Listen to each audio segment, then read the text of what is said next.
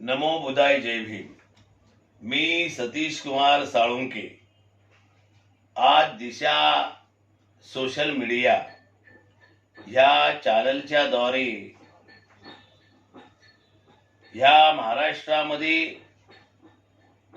सध्या होत असलेला जो विविध आंदोलनातून इथल्या राजकीय, सामाजिक, आर्थिक आणि मानसिक परिस्थितीवरती जे थोडासा परिणाम होत चाललेला आहे त्या दृष्टिकोनातून मी बोलण्याचा प्रयत्न करत आहे. बंधूंनो, या महाराष्ट्रामध्ये गेले अनेक महिने, अनेक वर्ष जो सकल मराठ्यांचा जो आरक्षणासंदर्भातलं जे आंदोलन आहे आणि त्या आंदोलनाला कुठेतरी हिंसक किंवा कुठेतरी जातीवाचक आणि घटनात्मक गोष्टीचा भान न ठेवता जी चळवळ चाललेली आहे आणि त्या चळवळीला इथे असलेलं एकनाथ शिंदेचं जे महाराष्ट्राचं सरकार आहे आणि त्या सरकारमध्ये असलेले मंत्री ह्यांची वेगवेगळी विधानं आणि त्यावरती निर्माण होत असलेल्या या महाराष्ट्रातल्या सामाजिक सलोख्याचा जो कुठेतरी थोडासा विसंगती होत चाललेली आहे आणि प्रत्येक नेता, प्रत्येक समाज हा सध्या आपली आपली ताकद या महाराष्ट्राच्या जमिनीमध्ये, महाराष्ट्राच्या भूमीमध्ये दाखवण्याचा प्रयत्न करत आहे. त्याचं एक कारण आहे की आता काही महिन्यातच निवडणुका येत आहेत. दुसरा प्रश्न की या महाराष्ट्रामध्ये नेमकं वर्चस्व कुणाचं आहे, कुठल्या समूहाचं आहे, कुठल्या नेत्याचं आहे, हाही त्याच्यातला एक भाग आहे. बंधूंनो, सध्या मराठा आरक्षणाच्या मुद्द्यावरती नव्यानेच निर्माण झालेले जे जरांगे पाटील आहेत हे नेतृत्व करत आहेत आणि जरांगे पाटलांनी नेतृत्व जेव्हा ह्या सकल मराठ्यांचं करायला सुरुवात केल्यानंतर की ह्या मराठा आरक्षणाला थोडीशी वेगळी चर्चा किंवा वेगळी ताकद किंवा वेगळा जो प्रोपगंडा चाललेला आहे तो प्रामुख्याने घेत आहे. मुळात जरांगे पाटलांचं हे आंदोलन आहे ओबीसी नेते किंवा ओबीसी समाज म्हणतो आहे की बाबा जरांगे पाटील आणि सकल मराठ्यांना त्यांच्या आरक्षणाला पूर्ण पाठिंबा आहे, परंतु ओबीसीच्या कोट्याला किंवा ओबीसीच्या आरक्षणाला अजिबात धक्का लागू नये याची काळजी घेत त्यांचंही प्रति आंदोलन सुरू झालेलं आहे. आणि त्या आंदोलनाच्या रूपातून कपिल पाटील,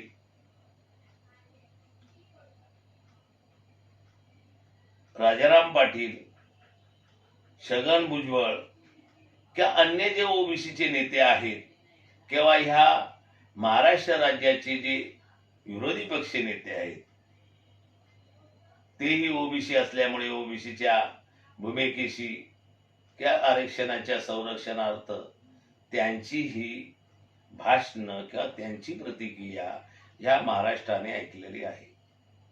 या मराठा आंदोलनाला माननीय बाळासाहेब आंबेडकर यांच्या नेतृत्वाखाली वंचित बहुजन आघाडीने हे आपलं समर्थन दिल्यानंतर जवळजवळ बाबासाहेब आंबेडकरांच्या विचाराशी निगडीत असलेल्या सगळ्याच या महाराष्ट्रातल्या छोट्या मोठ्या आंबेडकरी विचाराच्या संस्था, संघटना, मग धार्मिक असो, सामाजिक असो, शैक्षणिक असो, या सर्वांनी मराठ्यांना आरक्षण मिळावं की जे मराठी खरंच भूमिहीन आहेत किंवा अल्पभूधारक आहेत अशा मराठ्यांना त्यांच्या मिळकतीवरती किंवा त्याच्या उत्पन्नाचं संशोधन करून त्यांना मिळावं या गोष्टीशी संपूर्ण आंबेडकरी समाज हा त्यांच्या पाठीशी उभा झालेला आहे.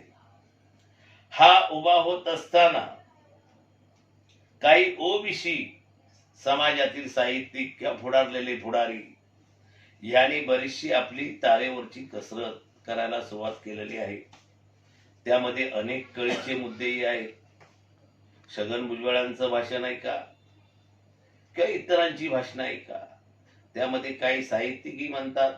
एका तर महाराष्ट्रातल्या ओबीसी साहित्यिकाने मराठ्यांना सल्ला दिला की तुम्हाला सवलती हव्या असतील तर तुम्ही बौद्ध धम्म स्वीकारा. आता बौद्ध धम्म स्वीकारल्यानंतर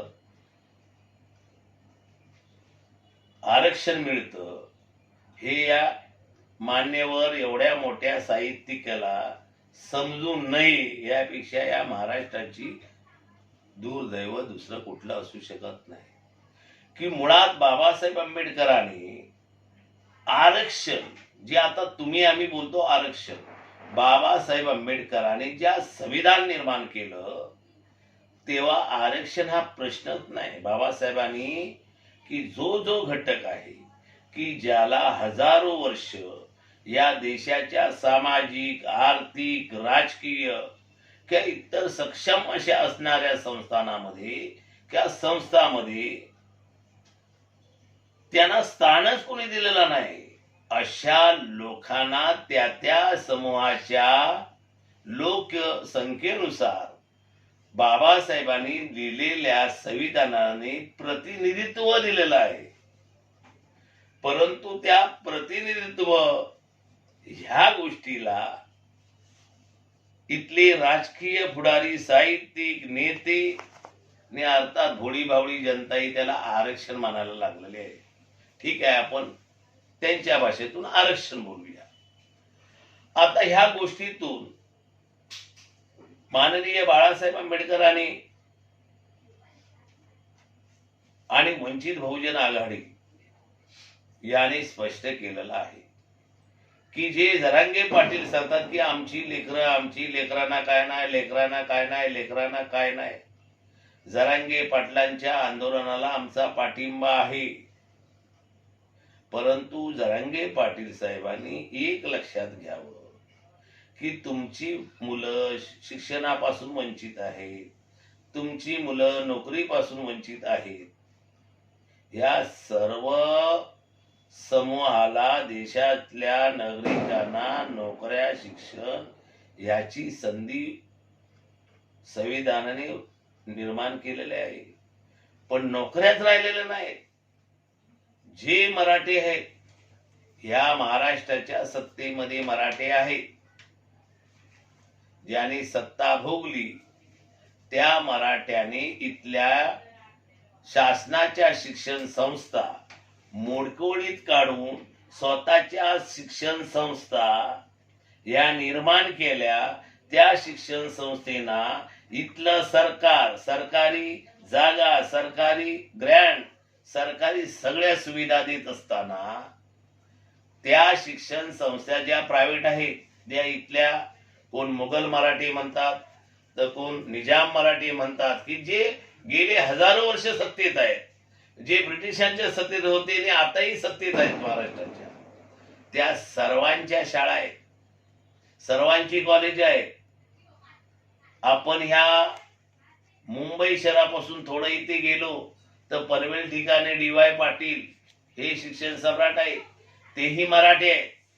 त्यांची शाळा आहेत, कॉलेज आहेत, ती सगळ्या प्रकारची त्यांची कॉलेज आहेत, सगळ्या प्रकारची इन्स्टिट्यूट आहेत. मग अशा ह्या मराठ्यांना जरांगे पाटील आणि त्यांच्या भोवताली असणारे जे त्यांचे सहकारी तिकडे अजिबात बोलण्याची डेअरिंग करत नाहीये.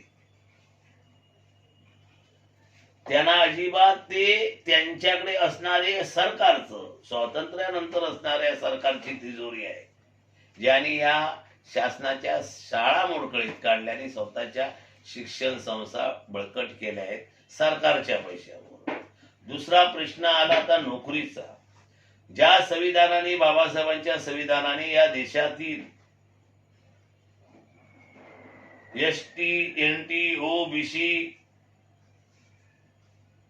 आणि मराठ्यांनाही खुल्या प्रवर्गामध्ये शैक्षणिक प्रतिनिधित्व दिलेलं आहे, ज्याला आपण आरक्षण म्हणतो ते.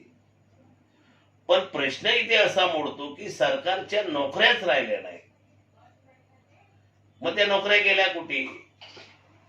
तोही प्रश्न इथेच मोडतो की स्वातंत्र्यानंतर या महाराष्ट्राच्या सत्तेवर जे होते त्यांनी सरकारी नोकऱ्या ज्या ज्या होत्या त्या कशा गोठवल्या, तिथे खाजगीकरण कसं आणलं. आज या मुंबई, नाशिक, पुणा, औरंगाबाद मध्ये एनटीसीच्या गिरण्या होत्या, ज्या गिरण्यामध्ये हा जो मराठा समाज जास्तीत जास्त 80% शिकलेला तरुण किंवा न शिकलेला तरुण या मुंबई, पुणा, नाशिक, औरंगाबाद सारख्या शहरात जात होता आणि त्या गिरणीमध्ये काम करत होता, कामाला लागत होता. त्या गिरण्या बंद कोणी केल्या? त्याला कारणीभूत कोण? तर तेही हे मराठीच आहेत. पण तिकडे जरांगे पाटील आणि त्यांचे सहकारी एका शब्दाने ब्रहशब्द बोलण्याची डेअरिंग करत नाहीये. उलट ओबीसींचा जो गैरसमज झाला किंवा काही ओबीसी लोकांनी केला असेल किंवा सरकारच्या दुटप्पी भूमिकेमुळे ओबीसी समूहाला वाटतं की कदाचित ह्यांना जे आता हे हवं आहेत आणि सरसकट कुळबी दाखला मागल्यामुळे हा मोठा वाद निर्माण झालेला आहे की जर ह्यांना मराठ्यांना कुळबी सर्टिफिकेट जर मिळालं, दाखला मिळाला की अर्थात ते कुळबी ओबीसीत मोडतात आणि ओबीसींच्या आरक्षणामध्ये किंवा प्रतिनिधित्वामध्ये जर एवढा मोठा समाज आला तर कुठेतरी शिल्लक या राज्यकर्त्यांनी ठेवलेल्या ज्या नोकऱ्या शासनातल्या किंवा प्रशासनातल्या सगळ्या खाजगीकरण करून मोकळे झालेले आहेत, पण शिल्लक राहिलेले आहेत. तिथे कुठेतरी एखाद्या माळ्याला, तेल्याला, घोडप्याला, कुळब्याला, कोष्ट्याला एखादं चुकून मिळत असेल तर तिथे एवढा मोठा हा मराठा समाज आला तर आमचं काय? आणि ह्या गोष्टीतून हे वादाचं चिन्ह निर्माण झालेलं आहे. तरीही हा वाद उद्भवल्यानंतर माननीय ओबीसींच्या जेवढ्या छोट्या मोठ्या संघटना होत्या त्या सर्वांनी माननीय भुजबळ साहेबांच्या नेतृत्वाखाली आपल्या ओबीसी परिषदा चालू केलेल्या आहेत आणि आपली भूमिका प्रगट केलेली आहे आणि त्यामध्येच तू मी ही सुरुवात झालेली आहे. बंधनो, ह्या महाराष्ट्रामध्ये नेमकं प्रत्येक समाजाला नोकरी, शिक्षणात आरक्षण हवं, प्रतिनिधित्व हवं असं वाटतं. परंतु वंचित बहुजन आघाडी जर सोडली तर एकाही मायच्या लालला एवढी डेअरिंग होत नाही की ज्यांनी नोकऱ्याच बंद केल्या. आज खाजगीकरण जोरात चाललेलं आहे, ज्यांनी मिल बंद केल्यात, ज्यांनी ह्या सरकारी व्यवस्थापनाचं प्रायव्हेटीकरण केलेलं आहे, त्यांच्याबद्दल बोलण्याची कुणाची हिंमत होत नाही. हे दुर्दैव आहे या महाराष्ट्राचं आणि या महाराष्ट्रातल्या तरुणांचं. आणि आता फक्त चाललेलं आहे की आपली आपली शक्ती दाखवण्याचं हे काम चाललेलं आहे. स्वाभाविक आहे की लोकशाही आहे या देशामध्ये, ज्याच्याकडे संख्या भारी त्याची भागीदारी अशी म्हटली जाते. त्या पद्धतीत सकल मराठा हा 2 वर्ष आपली संख्या भारी दाखवत आहे. त्यानंतर ओबीसीतल्या 265 जे छोट्या मोठ्या ज्या जाती आहेत ते ओबीसी आपली संख्या भारी दाखवत आहेत. त्यानंतर बाबासाहेब आंबेडकरांचे नातू आदरणीय लोकनेते बाळासाहेब आंबेडकर यांच्या वंचित बहुजन आघाडीमध्ये या महाराष्ट्रामधला अगदी तळातला आदिवासी, एससी, एसटी, ओबीसी, मराठा तर काही प्रमाणात अगदी खरंच जो वंचित असलेला ब्राह्मण, अशा सगळ्या समूहातले थोडे थोडे असे मिळून त्यांच्याकडेही या महाराष्ट्रातला प्रत्येक समाजातला जो वर्ग आहे तो वंचित मध्ये आहे. स्वाभाविक आहे की बाळासाहेब आंबेडकरांनी आपली ताकद ही 25 तारखेला मुंबईच्या शिवाजी पार्कवर दाखवलेली आहे. मग हे सर्व होत असताना इथला मराठा आपली ताकद दाखवतोय, इथला दलित आपली ताकद दाखवतोय, इथला ओबीसी आपला ताकद दाखवतोय. मग या देशामध्ये ज्यांनी हजारो वर्ष सत्ता आणि संपत्तीवरती राज्य केलेलं आहे तो ब्राह्मण वर्ग गप्प कसा बसणार? आणि तो ब्राह्मण वर्ग आपली मेजॉरिटी दाखवणार कसा? आमची संख्या भारी दाखवणार कसा, तर त्याचाच एक असा भाग आहे बंधूंनो. काल 26 नोव्हेंबर रोजी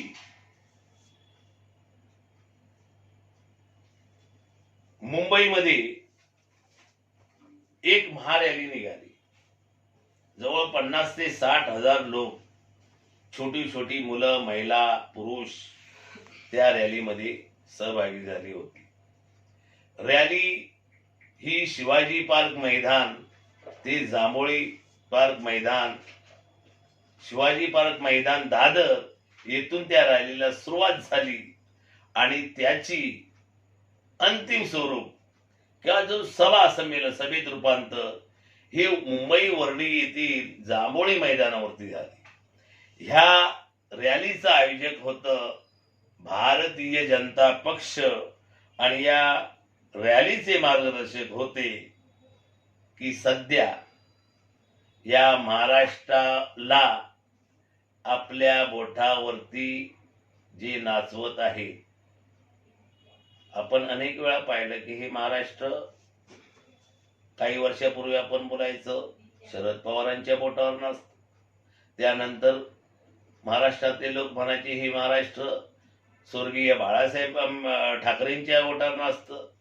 आणि सध्याची चर्चा आहे अगदी रस्त्यावर, बस स्टॉपवर, अगदी एसटी स्टँड पासून तर अगदी कुठेही गाव सवाटीवर की हे महाराष्ट्र फक्त एक व्यक्ती बोटावर नाचवत आहे, ते म्हणजे माननीय देवेंद्रजी फडणवीस. आता देवेंद्रजी फडणवीस हे भारतीय जनता पक्षाचा या महाराष्ट्राचा चेहरा आहे. मोदी साहेबांचे ते खंदे समर्थक आहेत, सरदार आहेत ते महाराष्ट्राचे. मग हे प्रत्येक नेते जर आपली आपली जर ताकद दाखवत असतील, मोदी साहेबांचा चेला आणि या महाराष्ट्रात सध्या अगदी सर्व राजकीय पक्ष, सर्व छोट्या मोठ्या संघटना, अगदी मोठे मोठे महाराष्ट्राचे अगदी बिरंदर समजणारे नेते की त्यांना बसता उठता झोपता ही एक नाव सतवत ते देवेंद्रजी फडणवीस. ते गप्प कसे बसणार. मग भारतीय जनता पक्षाने रविवार 26 नोव्हेंबर रोजी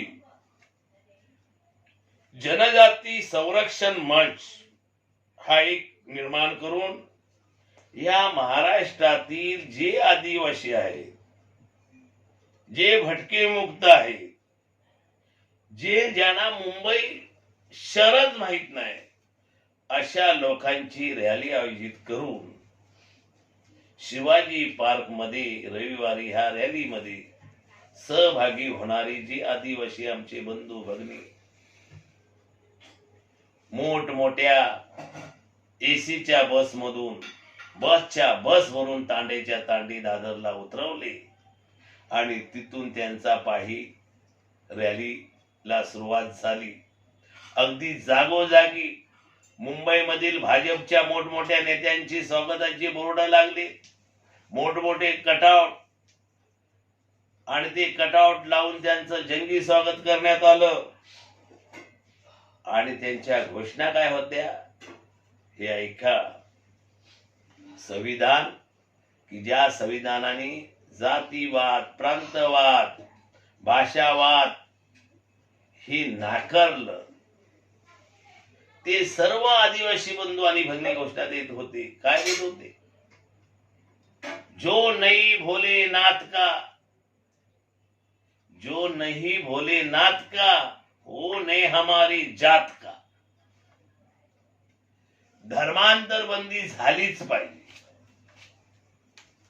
आता हा बहुसंख्य आदिवासी, माझ्या माहितीप्रमाणे तर या महाराष्ट्रातल्या कुठल्या आदिवाशाने आतापर्यंत बौद्ध धर्म तर स्वीकारलेला नाही. बरेचसे आदिवासी पाडे याने ख्रिस्त धर्म स्वीकारलेला आहे.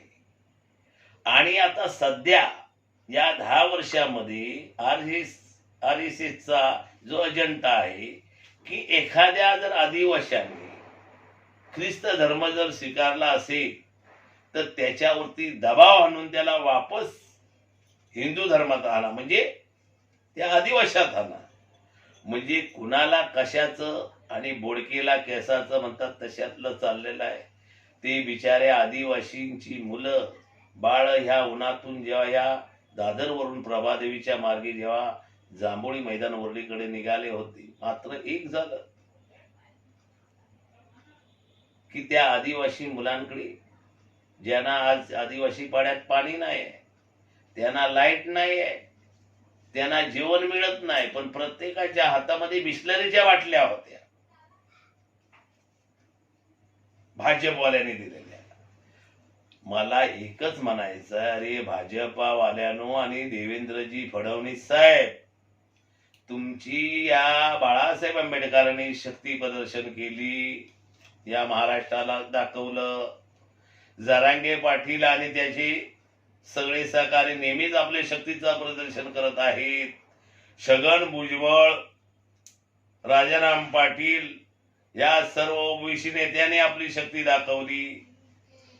माननीय बाळासाहेब आंबेडकरांनी आपलं शक्ती प्रदर्शन केलं आणि तुम्हाला फक्त हे आदिवासीच लोक मिळाले का शक्ती प्रदर्शन? का तुम्ही 5-25 ब्राह्मण समाजाला किंवा इतर तुमच्याबरोबर जे आहेत त्यांना उतरू शकत नाही? पण नाही, संत तुकारामांनी म्हटलेलं असावे त्या जातीचं येण्या गबाळ्याचं काम नाही. फडणवीस साहेबांनी भरपूर आहेत, भाजपकडे भरपूर लोक आहेत. काल 50 लाख पर्यंत हे सगळे आदिवासी उतरले होते. यांच्याकडे करोडो लोक आहेत, पण ते रस्त्यावरून चालणारे लोक नाही आहे. ते रस्त्यावरून चालणारे लोक नाहीत, ते रस्त्यावर उभे राहून घोषणा देणारे लोक नाहीत, आणि त्यांनाही न्यात आहे. तर बंधूंनो, या अशा शक्ती प्रदर्शनातून नेमकं हे महाराष्ट्र साध्य करणार काय आहे? आज या देशाला गेले अनेक वर्ष की महाराष्ट्र हे एक चांगला मार्ग दाखवत होता, आणि या महाराष्ट्राचं बिहार किंवा महाराष्ट्राचं गुजरात करण्याची ही जी काही चाललेली खेळी आहे, फक्त सत्तेपोटी, आणि काही जे सत्तेच्या संपत्तीमध्ये, सत्तेमध्ये, सत्तेच्या गाड्या घोड्यांमध्ये फिरणारे जे लोक होते, ते सध्या सत्तेच्या बाहेर असल्यामुळे त्यांची उडालेली तारामळ आहे.